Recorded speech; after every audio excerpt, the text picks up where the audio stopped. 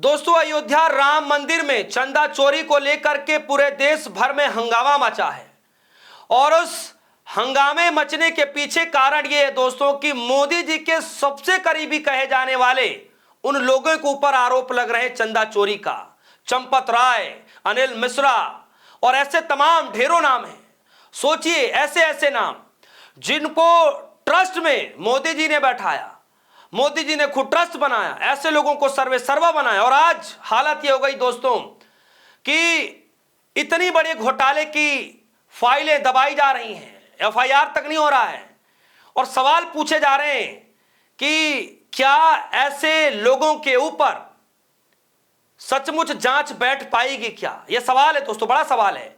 सोचिए, जिस राम मंदिर के नाम पर जनता के बीच में क्या क्या नहीं कहा गया, क्या क्या इमेज बिल्ड नहीं किया गया, बीजेपी ने अपने इमेज को लेकर के क्या कुछ नहीं दावे किए, लेकिन आज जो सच्चाई सामने आ रही है दोस्तों, उसने सभी दावों की पोल पट्टी खोल कर रख दी है। दिल्ली के अंदर दोस्तों अरविंद केजरीवाल ने एक बड़ी प्रेस कॉन्फ्रेंस की और एक एक धागे परत दर परत पूरी बीजेपी की खोल कर रख दी है दोस्तों। इत्मीनान से सुनिएगा इस प्रेस कॉन्फ्रेंस में पूरे के पूरे 7 मिनट के अंदर 7 मिनट की वीडियो और अरविंद केजरीवाल ने परत दर परत धागे खोल दिए हैं। सुनिए। श्री राम मंदिर में चढ़ावे की चोरी हुई है, अब ये सब लोग मान रहे हैं, पर क्या असली दोषियों को, बड़े लोगों को, जो बड़े बड़े प्रभावशाली ताकतवर लोग इसमें शामिल हैं, उनको सजा मिल पाएगी? उनकी गिरफ्तारियां होंगी? क्या उनके खिलाफ एक्शन होगा? मैं देख रहा था टीवी पे कुछ एंकर हर बात पे ये कह रहे हैं कि मोदी जी हैं, मोदी जी किसी को छोड़ेंगे नहीं, मोदी जी किसी को बख्शेंगे नहीं। मैं लोगों से पूछना चाहता हूं कि क्या आपको भी भरोसा है कि मोदी जी असली चोरों को सजा दिलवा पाएंगे? मैं ये नहीं कह सकता, मेरे पास इस बात का कोई सबूत नहीं है कि पैसा मोदी जी तक पहुंचा, इस पे मैं कोई टिप्पणी नहीं करूंगा, लेकिन पूरा घटनाक्रम ये जरूर दिखाता है कि मोदी जी ने पूरे मामले को रफा दफा करने, उसको ढकने और दोषियों को बचाने में कोई कसर नहीं छोड़ी है। प्रधानमंत्री जी ने ट्रस्ट बनाया, खुद पर्सनली उन्होंने ट्रस्ट बनाया। एक एक व्यक्ति जो इस ट्रस्ट के अंदर है वो प्रधानमंत्री जी ने खुद चुना। प्रधानमंत्री जी के अपने लोग हैं इस ट्रस्ट के अंदर। चंपत राय प्रधानमंत्री जी के बहुत खास माने जाते हैं। चंपत राय को श्री राम मंदिर का जनरल सेक्रेटरी और सर्वे सर्वा सब कुछ चंपत राय थे इस मंदिर में। सर्वे सर्वा बनाया वो मोदी जी ने बनाया, उनका अपना आदमी माना जाता है चंपत राय। अब जमीन घोटाले से शुरू करते हैं। उन 2021 में जमीनों के खूब घोटाले हुए वहां पे। एक मामला जो खूब चर्चा में आया, खूब अखबारों में चला, एक पाठक परिवार है जिसने 2 करोड़ की जमीन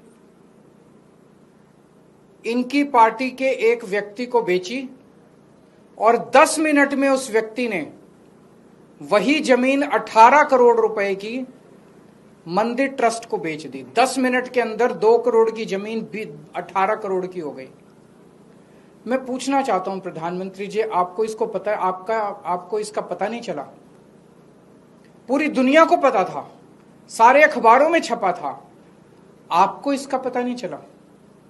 इसी तरह से एक 3 करोड़ की जमीन 24 करोड़ में ट्रस्ट को बेच दी गई।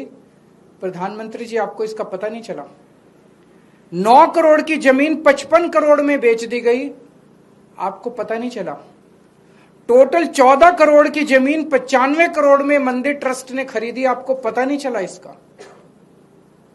और ये कागज कोई खुफिया कागज नहीं है, लोग लेके घूम रहे हैं चारों तरफ, पब्लिक डोमेन में ये सारे कागज हैं, आपको पता नहीं चला? मंदिर निर्माण में इंजीनियर्स का ये आरोप है कि हमसे 40% कमीशन मांगा जाता था, 40% टेंडरों पे कमीशन मांगा जाता था। प्रधानमंत्री जी, आपको इसका पता नहीं चला? 40 दिन में 70 बार सीसीटीवी कैमरों के अंदर चोरी पकड़ी गई, आपको पता नहीं चला?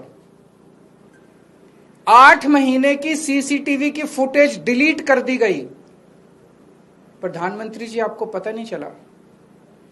इतनी चोरी इतने लंबे समय तक चली, प्रधानमंत्री जी आपको इसका पता नहीं चला? उस ट्रस्ट के अंदर केंद्र सरकार का एक होम डिपार्टमेंट का अधिकारी भी मौजूद था, उसके बावजूद भी आपको पता नहीं चला? प्रधानमंत्री जी, इस देश के हर बूथ के ऊपर कौन वोटर किस पार्टी का है, किसका नाम एसआईआर में कटवाना है और किसका नाम जुड़वाना है, यहां तक आपको पता है। और अगर आप कहें कि आपको इस चोरी का पता नहीं चला, तो ये तो हम मानने को तैयार नहीं है। आपको इस चोरी का पता था। सूत्रों से मुझे पता चला है कि आईबी ने कम से कम 12 रिपोर्ट प्रधानमंत्री को सौंपी है, जिसमें उन्होंने बताया कि किस तरह से कंस्ट्रक्शन में, जमीनों में और चढ़ावे के अंदर बहुत बड़े स्तर के ऊपर राम मंदिर के अंदर चोरी हो रही है। तो पता तो चला, आपको सब कुछ पता था, लेकिन आप धृतराष्ट्र की तरह चुप रहे, आंखों पे पट्टी बांधे रहे। और जब सर से पानी ऊपर चला गया और जब मजबूरी हो गई, बहुत ज्यादा मुद्दा उठने लग गया, तो आपने लोगों की आंखों में धूल झोंकने के लिए एक एसआईटी बना दी। एसआईटी, बिना एफआईआर की एसआईटी बन कैसे सकती है? तब तक एफआईआर ही नहीं हुई थी। बिना एफआईआर की एसआईटी बन ही नहीं सकती। आपने एक एसआईटी बना दी धूल झोंकने के लिए, लोगों की आंखों में धूल झोंकने के लिए। उसी दिन देश के लोगों को पता चल गया था, जब आपने एसआईटी बनाई थी, कि प्रधानमंत्री जी लीपापोती कर रहे हैं, प्रधानमंत्री जी असली गुनहगारों को बचाने की कोशिश कर रहे हैं। और फिर आपने एक फर्जी एफआईआर की। फर्जी एफआईआर में 8 छोटे छोटे लोगों को पकड़ के जेल में डाल दिया। उसमें भी उन 8 छोटे छोटे लोगों को भी पुलिस कस्टडी नहीं दिलवाई गई, सीधे जुडिशियल कस्टडी। पुलिस ने कस्टडी मांगी नहीं। किसी भी चोरी के मामले में पुलिस कहती है कि हमें पूछताछ करनी है, हमें चोर से पूछना है कि माल कहां है, किसके कहने से चोरी की, कोई मास्टरमाइंड तो नहीं है, टोटल कितनी चोरी की। कुछ नहीं, पुलिस ने कोई पूछताछ नहीं की उन 8 लोगों से। पुलिस कस्टडी नहीं ली गई उनकी। उनको एश्योरेंस दिया गया, चिंता ना करो, 2-4 दिन में बेल करा देंगे तुम्हारी। ये चल क्या रहा है प्रधानमंत्री जी? तो दोस्तों, सुना आपने, अरविंद केजरीवाल ने साफ लफ्जों में कहा कि मोदी जी के चहीते लोग, मोदी जी ने ट्रस्ट बनाया, मोदी जी ने चंपत राय को बैठाया और मोदी जी ने ही चंपत राय को सर्वे सर्वा बना दिया। तो ऐसे में सवाल है कि क्या मोदी जी ऐसे लोगों के ऊपर कार्रवाई करेंगे? क्या ऐसे लोगों के ऊपर एफआईआर दर्ज होगा? क्या यह सवाल है दोस्तों। संजय सिंह जब हमारे जमीनों के घोटाले के कागज लेके एसआईटी के पास गए, तो एसआईटी ने जो कहा वो चौंकाने वाला था। एसआईटी कहती है हम जमीनों के घोटाले की तो जांच ही नहीं कर रहे, हम तो केवल चंदा चढ़ावे की जांच कर रहे हैं। तो ये एसआईटी कर क्या रही है?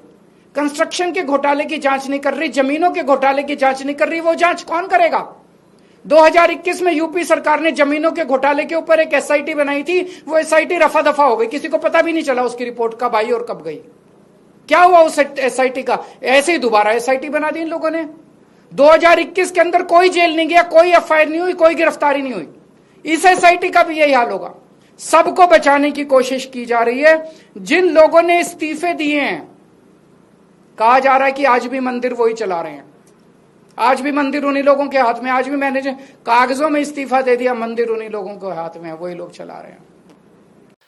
किस तरीके से अरविंद केजरीवाल साफ लफ्जों में कह रहे हैं कि कई, जैसे बाबा बागेश्वर हैं, कह रहे हैं कि भैया हम कुछ बोलेंगे तो आंच यहां तक आ जाएगी। उसके बाद जो बड़े नेता हैं, दबदबा था, दबदबा है और दबदबा रहेगा, जिनके खिलाफ दिल्ली के जंतर मंतर पर भारी ऑपरेशन हुआ लेकिन कुछ भी नहीं हो पाया। मैं बात कर रहा हूं बृजभूषण शरण की। वो कह रहे हैं कि अगर मैं नाम ले लूंगा तो बहुत कुछ हो जाएगा, बहुत नाम आ जाएंगे सामने। सोचिए, इनके एक बड़े नेता हैं बृजभूषण, अभी मैं सोशल मीडिया में उनका स्टेटमेंट देख रहा था। बृजभूषण का कहना है अगर मैंने मुंह खोला तो बहुत बड़े बड़े नाम आएंगे और मेरे को खतरा है। ऐसे कौन से नाम है जिससे बृजभूषण को भी बोलने में डर लग रहा है? बाबा बागेश्वर धाम का मैंने स्टेटमेंट सुना, उन्होंने कहा बहुत बड़े बड़े लोग शामिल हैं, अगर मेरे ऊपर आंच आ सकती है अगर मैंने मुंह खोला तो। इतने देश के ताकतवर और इतने बड़े लोग नाम लेने से डर रहे हैं, तो इसका मतलब ये 8 लोग जिनको गिरफ्तार किए, ये तो आंख में धूल झोंक रहे हैं। असली लोग तो कोई और है। जिनको पकड़ा गया वो तो सिर्फ प्यादे हैं। तो मैं प्रधानमंत्री जी से पूछना चाहता हूं, प्रधानमंत्री जी, इस देश की जनता जानना चाहती है कि आप किसको बचा रहे हो? और क्यों बचा रहे हो और आपकी क्या मजबूरी है। देश के करोड़ों करोड़ों लोगों की आस्था उसको ठेस पहुंची है। और अरविंद केजरीवाल का यह बयान, यह खुलासा, यह दर्शा रहा है कि दाल में कुछ जरूर काला है। तो दोस्तों, अरविंद केजरीवाल के इस खुलासे के बाद आप सभी के मन में क्या कुछ चल रहा है, वीडियो कमेंट सेक्शन में जाएगा। अपनी राय रखिएगा। फिलहाल के लिए दीजिए इजाजत। देखते रहिए DS न्यूज़। धन्यवाद।